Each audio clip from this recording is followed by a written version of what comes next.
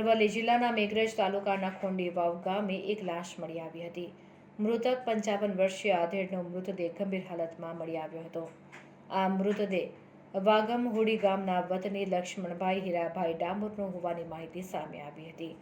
પરિવારજનો પર હત્યાનો આરોપ મૃતકના પરિવારે કરી ન્યાયની માંગણી કરી છે.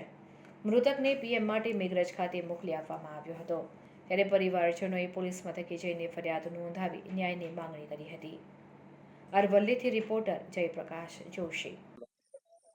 મારું નામ ડામોર મુકેશ લક્ષ્મણ. તે મારા ફાધર નીકળ્યા હતા સવારે મામાના ઘરે જવા.